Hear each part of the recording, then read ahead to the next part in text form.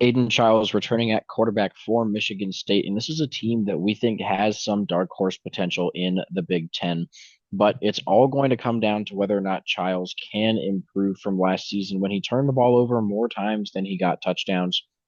Michigan State, though, doesn't have a terrible start to the season. First up is Western Michigan. Should be able to get that win very easily at home. And then it's Boston College, Bill O'Brien's second year at the school. And I do think that even with Thomas Castellanos transferring, they did just fine without him after he got injured early on in the year. Boston College is definitely a really solid team, but because they're going on the road this early in the season, I actually like Michigan State here to defend their home field and pick up a win over a really good Boston College team. And then don't even really need to talk about Youngstown State. Michigan State is going to start 3-0 this year. And then to kick off Big Ten play, they will be going on the road to face USC. USC was kind of disappointing last year, had some loftier expectations that they kind of fell short of, only finishing 7-6, and that's with a bowl game win. And so this season, they will have a new starting quarterback with Miller Moss transferring to Louisville, and that will be Jordan Mailata. They also had a couple wide receivers transfer out, but their wide receiver room still has plenty of guys that will make a difference, including Makai Lemon and Jacoby Lane. It will really just come down to can Jordan Mailata improve upon the success we saw him have towards the end of last season when he played in place of Miller Moss, and can Lincoln Riley continue to improve this Trojans defense? This game, I think, is going to be a shootout, especially considering Michigan State's defense is going to see a lot of regression from last year, losing their top corner and top linebacker. I really think it just hinges on can Aiden Childs improve to a level that we think he is capable of reaching, and is Nick Marsh that unguardable in his sophomore season? I think the answer in this game is going to be a yes. Michigan State is going to start 4-0 going into their first bye week. And having that bye week to prepare for a road trip to Nebraska, I think is going to really play into this game. Nebraska, as we know over the past few seasons, struggles in close games, and they sometimes lose games that they really shouldn't. That is something that just unfortunately for the Huskers has not changed. Dylan Royola's back at quarterback, and he's going to need to show significant improvement this season for Nebraska to be a competitive team with some of the top teams in the conference. I think that with the bye week ahead of this, that Michigan State will go on the road and beat a Nebraska team, just continuing to ride this momentum that they've had to start the season. And the following week against UCLA will be a pretty anticipated one because UCLA is bringing in Nico Iamaleava from Tennessee after the fall he had with the Volunteers and his NIL deal. Definitely going to elevate the UCLA offense. The only issue is the weapons surrounding him aren't that much better, and the defense is still going to struggle just like they did last year. And throw in the fact that it is a long road trip to East Lansing. I think once again, Michigan State is going to be the overall better team here. They can win the shootouts because their offense is going to be better. They're going to start off the year 6-0. And you're probably wondering by this point, will this momentum come to an end? I think a road trip to Indiana will be enough to do that. The Hoosiers, a very, very good team, bringing in Fernando Mendoza from Cal. He's projected to be one of the top quarterbacks in the next draft class. And I think that Kurt Cignetti, with how well he coached last season, is going to have this Indiana team in a really good spot to try and at least repeat the same level of success that they had last season as far as overall performance, but maybe not get to quite the same amount of wins because their schedule's a lot more difficult this season. I do think, though, that Michigan State will lose at Indiana, and this will be their first loss of the season. And it doesn't get much easier the following week as you have the rivalry game against Michigan. Michigan did pull off the win last year, 24-17. In the 2 years prior, they won in very dominant fashion.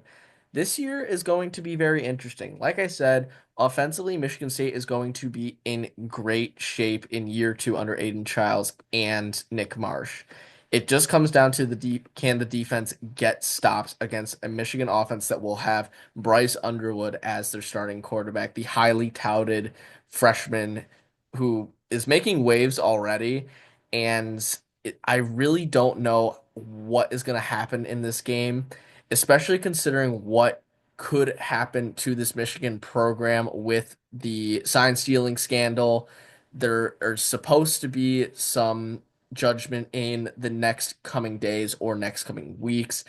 Really could affect this team as a whole, depending on what that judgment is. If nothing ends up happening, then this really won't change.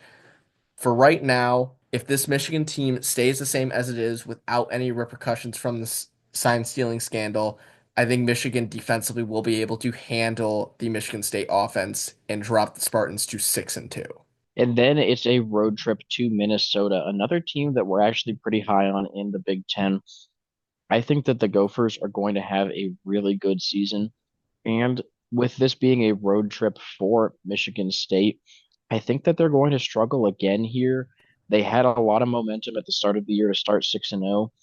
I think now, after losing back-to-back games, feeling defeated after losing to your rivals, they will drop a third straight at Minnesota. And then after the bye week, it's a home game with Penn State. And the Nittany Lions are a really, really good team next year. Some of the best returning talent in the country. They brought back Drew Aller, Nick Singleton, and Katron Allen all in the offensive backfield. The defense going to be insanely talented once again. This Nittany Lions team is ridiculously good. One of the top five teams in the country without a doubt. I don't really think that Michigan State stands much of a chance here, even at home. Sparty will drop to 6-4. Like I was saying, with the difference in the offense and defense here, the offense being very explosive, but the defense needing to replace a lot of key guys from last year, I think that is a very likely outcome. Starting the year off 6-0 and then dropping four in a row when the schedule starts to get a little bit more difficult. It does lighten up towards the end of the season. A road trip against Iowa is by no means an easy game, but compared to the previous four games, going to be a lot easier. The Hawkeyes bring in Mark Gronowski to be their starting quarterback from South Dakota State, hoping to elevate this offense that took some strides last year. And defensively, they're good every year. Maybe not as good as they were in previous years last season, but still a very good defense. Could turn into an interesting game, especially if the momentum carries over for Michigan State, the negative momentum that is, and they continue to drop games. But I think in this one, they'll be able to get a bounce back win over the Hawkeyes. And then to close out the season, it is a game against Maryland. The Terrapins are going to be horrendous next year. Really haven't been able to rebuild very successfully over the past few years. And I really don't see them being competitive, especially against this Michigan State team, which, like we said, has some dark horse potential. Once again, the firepower for the Spartans offense is going to be all they need against Maryland. They will finish the year off 8-4. Which I think would surprise a lot of Michigan State fans. This is a team that we think has a lot of potential, and we've improved their prediction significantly from our way too early predictions, where we only had them going 5-7, 6.15 projected wins, though. All the way up to 8-4 now. The projection came up to 6.65 wins, 3.9 and 5.1 in the Big Ten. The floor for Michigan State, we do still think is 5-7. If everything really goes wrong, Aiden Childs does not perform up to the level that we're expecting him to. 5-7 is a possibility for Michigan State. The ceiling, though, going to be 9-3. This is really, I think, the very best case scenario for Michigan State. I don't quite see them getting to 10 wins this year. Like Connor mentioned earlier, maybe if a lot of bad things happen to Michigan, then that could be a potential 10th win. But the way everything is right now, I think 9-3 is best case scenario for the Spartans. So thank you guys for watching. Please make sure to like and subscribe, and we will see you in our next video.